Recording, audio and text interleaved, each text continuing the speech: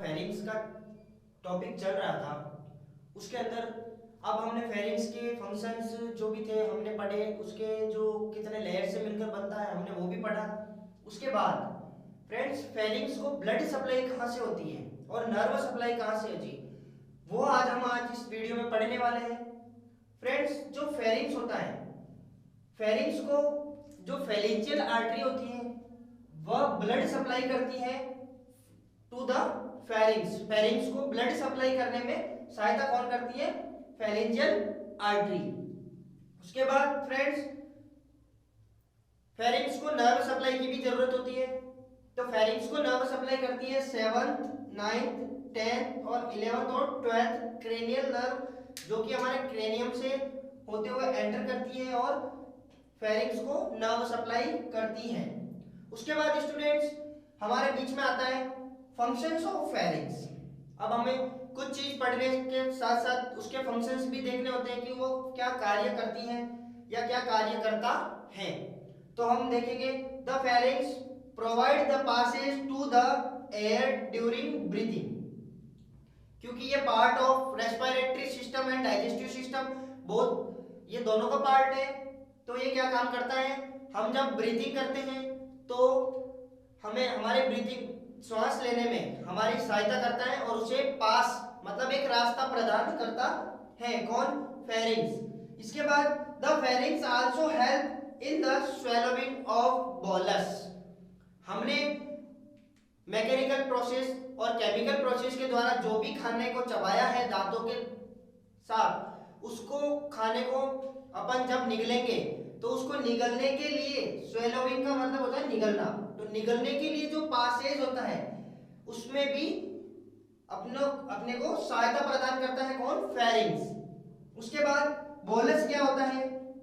It is the food stuff after mechanical and chemical digestion in the mouth. Mouth के अंदर mechanical और chemical digestion होने के बाद जो खाना लसलसा होता है उसको हम बोलस कहते हैं।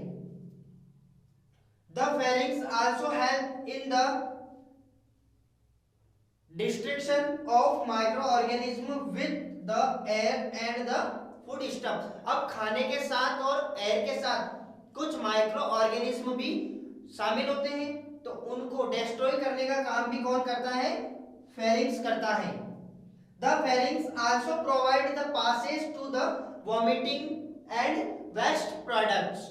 वेस्ट प्रोडक्ट्स कभी हमें अपच या फिर कब्ज हो जाती है, उसकी वजह से वो उस खाने को पासेज कौन प्रदान करता है? फेरिंग्स। तो फेरिंग्स वॉमिट और जो वेस्ट मटेरियल होता है, वेस्ट प्रोडक्ट अपनी बॉडी में बनता है, उसको बाहर निकालने का काम भी कौन करता है? फेरिंग्स करता है।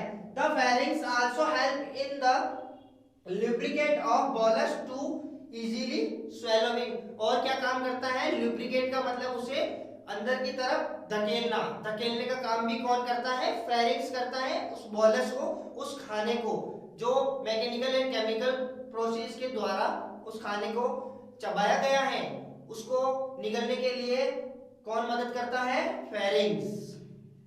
स्टूडेंट्स जो हमारा अगला नेक्स्ट टॉपिक आता है वो आता है इसोफेगस। इसोफेगस को हम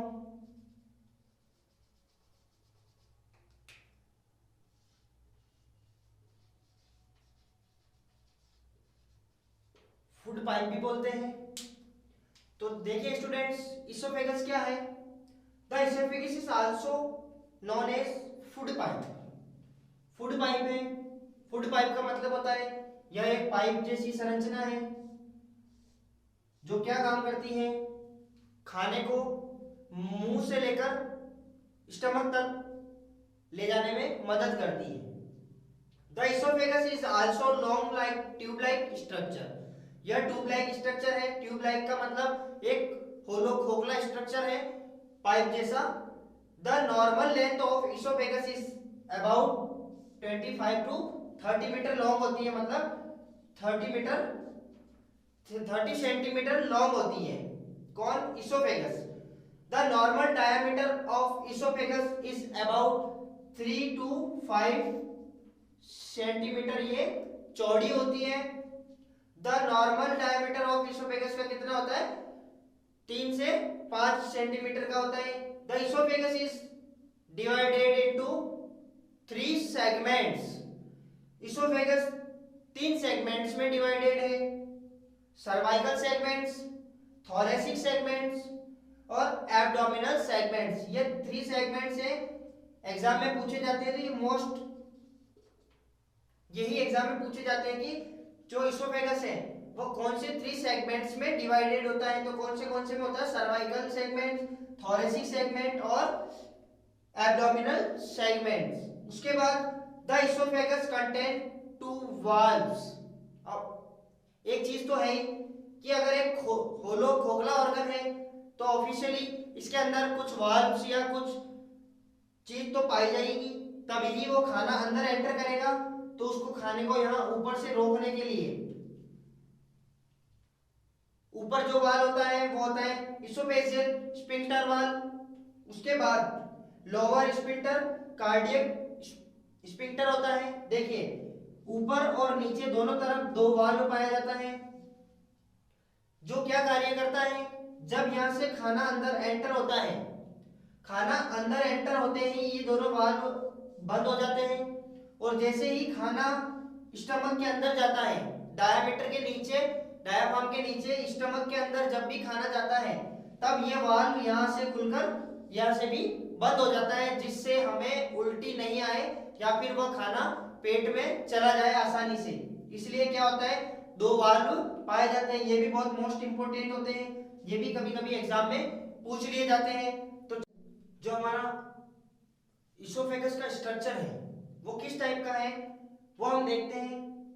the oesophagus is composed of 3 layers. यह 3 मोस्टली लेयर से मिलकर बना होता है। किस किस से? जो इसकी आउटर कवरिंग होती है, आउटर जो लेयर होती है उसकी, the oesophagus layer of oesophagus is composed of fibrous membrane which is slightly tough. जो कि क्या होती है? थोड़ी सी स्लाइटली टफ होती है। और ये किससे मिलकर बनी होती है? फाइब्रस मेम्ब्रेन से मिलकर बनी होती है, जो आउटर लेयर होती है इसोफेगस की। उसके बाद जो मिडल लेयर होती है वो किससे मिलकर बनी होती है? The middle layer of oesophagus is composed of smooth muscles. Smooth muscle से मिलकर जो मिडल लेयर होती है वो बनी होती है। और जो इनरली मोस्ट लेयर होती है वो किससे मिलकर बनी होती है? The inner layer of oesophagus is composed of सब म्यूकोजा एंड म्यूकोजा से मिलकर बनी होती है।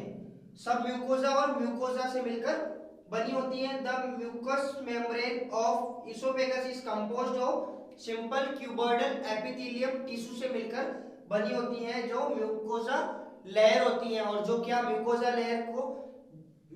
लेयर क्या काम करती है? इसोफेगस को अंदर से इनर जो लेयर होती है वह चिकना बनाए रखने में मदद करती है इसोफेगस को। और हम देखते हैं इसोफेगस का जो डायग्राम है।